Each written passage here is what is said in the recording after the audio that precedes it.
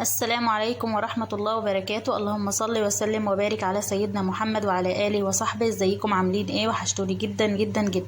ان شاء الله بإذن الله فيديو النهاردة مختلف تماما عن نوعية الفيديوهات اللي انا بنزلها، او انا قدمت من محتوى الفيديو ده فيديو واحد قبل كده. ان شاء الله بإذن الله هعمل معاكم النهاردة الكيكة العادية بطريقة سهلة وبسيطة وسريعة جدا لكل المبتدئين وكل البنوتات اللي اول مرة تخش المطبخ ونفسها تعمل صينية كيكة كده تكون خفيفة وهشة ولطيفة وقطنية وطعمها حلو ولذيذه وفي نفس الوقت سريعه وبسيطه عليها، وما تكونش تاخد منها وقت وما تبرجلهاش ولا توترها ولا كل المشاكل اللي بتحصل مع المبتدئين اللي اول مره يخشوا المطبخ. وكمان هتكون سهله وجميله وطعمها حلو جدا جدا للعرايس الجداد اللي هم اول مره يخشوا المطبخ وعايزين يعملوا حاجه سهله وسريعه وطعمها حلو. ان شاء الله الكيكه ديت هتكون سهله جدا معاكم وبسيطه، وكمان هتكون معتمده لكم وعلى طول هتعملوها. يلا بينا على طول نسمي بسم الله ونصلي بينا على سيدنا النبي ونشوف المكونات اللي معانا ايه بالظبط. بسم الله الرحمن الرحيم. اولا معايا كوبايه سكر عادي جدا، السكر اهو بالكوبايه اللي هتستخدميها في السكر والزيت واللبن هي اللي هتستخدميها في الدقيق، هي اللي هتعايري بيها كل حاجه هنقول عليها. معايا مج سكر، مج زيت، مج لبن، رشة ملح، 4 بيض، باكت كيك شيف، باكت بيكنج باودر، 4 باكت فانيليا، معلقة صغيرة خل، معلقة سمنة بلدي أو سمنة عادية لو مش متوفر عندك السمنة البلدي، سمنة عادية خالص معلقة واحدة بس، كوبايتين دقيق من نفس الكوباية ديت، كوبايتين وربع دقيق منخولين ومحطوطين في بولة زي دي. وعلى طول تعالوا نشوف هنعمل ايه. هنقول بسم الله الرحمن الرحيم، والخلاط بتاعنا هنزل فيه بالمج الزيت بتاعنا وهضربه لمدة 5 دقايق كده لحد اما لونه يبيض تماما ويبدأ يعمل معايا فقاقيع كده. ودي اول تركاية في الكيكة، وضرب الزيت لوحده لحد ما يديكي لون فاتح هو بيعمل معاكي على ان الكيكة بتاعتك تكون هشة وقطنية وطعمها حلو. ونسيت اقولك على حاجة في بداية الفيديو، قبل ما تبدأي تحضري معانا الكيكة بتاعت النهاردة لازم تكوني مسخنة الفرن بتاعك على درجة حرارة 180، ولو انتي الفرن بتاعك ما فيهوش درجات حرارة او راحت من الغسيل تقدري تخليها درجة النار بتاعتك متوسطة مايلة للهدوء، يعني نار هادية، مش هادية قوي ولا هي عالية قوي، هي موسطنة مايلة للهدوء شوية. والشبكة بتاعتك على اول تدريج بعد ارضية الفرن، وتبدأي تسخنيه وتقفلي الفرن وتسيبيه شغال وتبدأي تحضري معانا الكيكة. احنا سمينا بسم الله وحطينا كوباية الزيت في الخلاط، هنضربها لمدة 5 دقايق لحد ما لونها يبيض. يلا على طول نضربها واوريكم شكلها عامل ازاي. ده بيكون شكل الزيت بعد ما ضربناه لمدة حوالي 3 دقايق، من 3 ل5 دقايق. شايفين لونه اتغير ازاي وبقى لونه فاتح جدا عن مكان شفاف الاول. دي اول خطوة، دي اللي هتخلي الكيكة بتاعتك هشة جدا. بعد كده على طول هنسمي الله تاني وننزل بال4 بيض بعد الزيت ما لونه فتح. انا كده حطيت ال4 بيضات وعليهم 4 الباكت فانيليا، ال4 بكاوي فانيليا، وبعد كده هضربهم لحد ما لونهم يفتح تماما يبقى عامل زي الكريم كده. اول ما يبقى القوام بتاعه كريمي جدا هبدأ اقفل الخلاط وابدأ اضيف الحليب. نسمي بسم الله ونشغل الخلاط. وده بيكون شكل البيض بعد ما ضربناه لمدة 3 دقايق كده، قوامه كريمي خالص وفتحي تماما اهو زي ما انتوا شايفين. بعد كده هحط عليه معلقة خل كبيرة علشان أأكد على زفارة البيض، يعني انا زودت من فوق معلقة خل، وهبدأ اضربه لمدة 2 دقيقتين كمان عشان اتأكد ان كله تمام. انا هنا خلاص ضربت الزيت مع البيض مع الفانيليا مع الخل. بعد ما خلاص اتاكدت ان هو قوامه كريمي هنزل بكوبايه الحليب اللي احنا قلنا عليها. بسم الله الرحمن الرحيم. انزل بكوبايه الحليب وابدا اضربه تاني لمده 2 دقيقتين، اضربه 2 دقيقتين وارجع لحضراتكم تاني. خلاص انا ضفت الحليب وضربته كويس لمده 2 دقيقتين. هبدا انزل بمج السكر العادي جدا، ولو عندك سكر ابيض تقدري تستخدميه، اي نوع سكر تقدري تستخدميه ما عدا طبعا السكر البودر.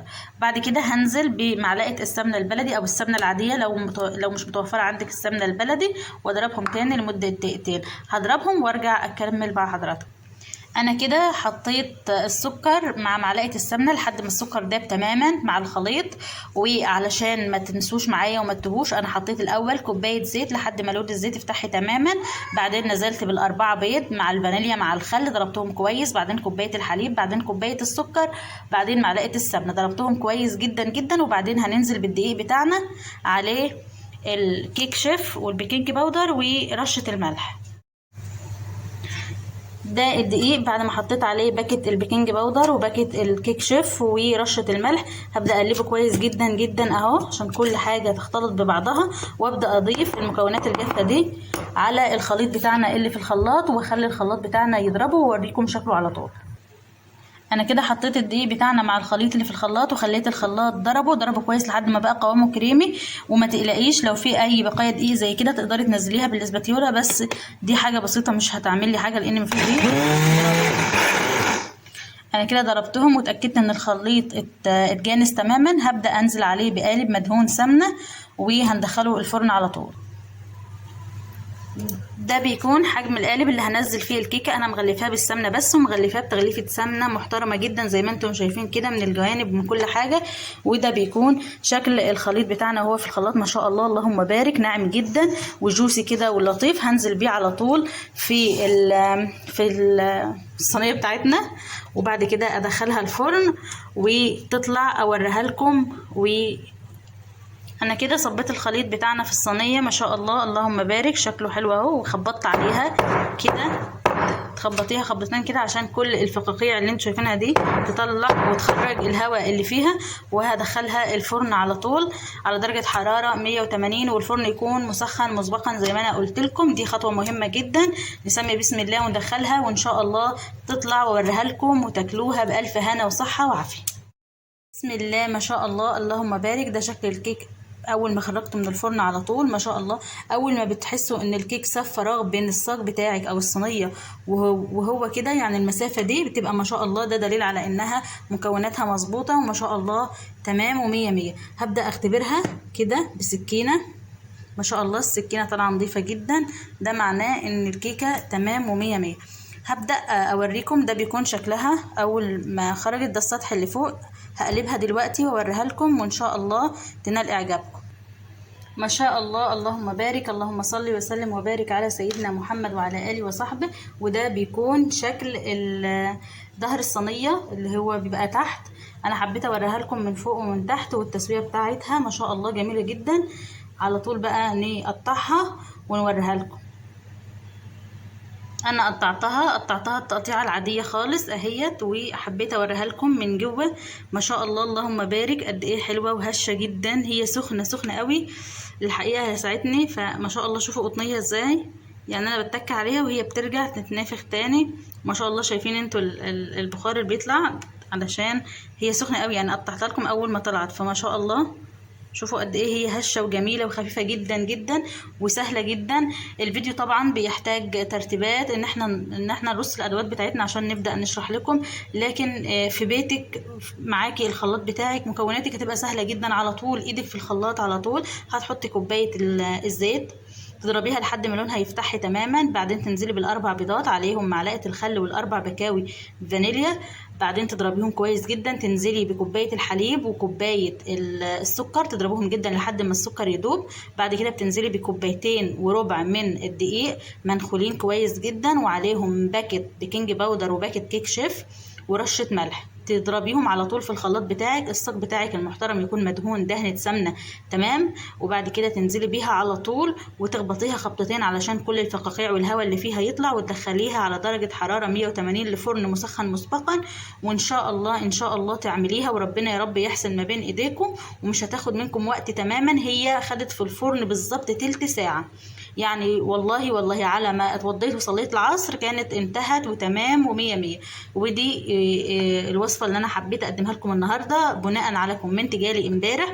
فقررت، كنت محتارة جدا ان انا ابدأ معاكم ايه يكون سهل وبسيط والكل يقدر يعمله، فجالي الكومنت ده فقلت مفيش احسن من كده. وان شاء الله تعملوها وتعجبكم وتكون سهلة وبسيطة وتكون ليكم معتمدة جدا. قدمت لكم صينية الكيك البسيطة دي من بيت قرقوشة. تحياتي، مع السلامة. بس قبل ما اختم معاك الفيديو ما تنسنيش في اللايك والشير والسبسكرايب للقناة، فعلي زر الجرس علشان يوصلك مني كل جديد، وما تنسنيش بدعوة جميلة منك، ويا رب دايما تكون وصفاتي سهلة وبسيطة عليكم.